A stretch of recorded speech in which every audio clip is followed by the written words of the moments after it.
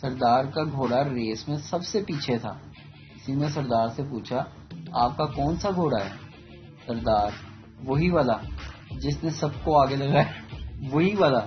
نے سب کو آگے لگایا ہوا ہے۔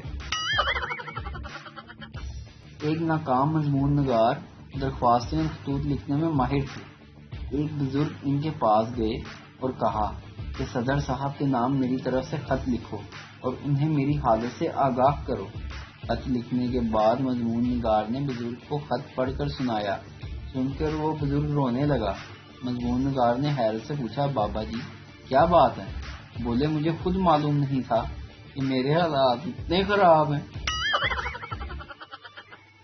جس چاند سے تم رات بھر باتیں کرتے ہو، ایک دن وہی چاند تمہیں دن میں تارے دکھائے گا۔ تعلیم انسان کو انگوٹھے کے نشان سے دستخط پر لے گئی، ٹیکنالوجی دستخط سے انگوٹھے پر واپس لے آئی۔ بس ثابت ہوا دنیا گول ہے۔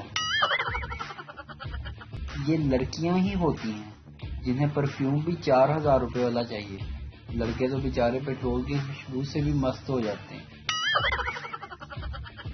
پیسے درخت پر اگتے تو ہمیں کون سا مفت مل جانے تھے؟ انار اور آم بھی تو درختوں پر اگتے ہیں، ہمیں کبھی مفت ملے ہیں؟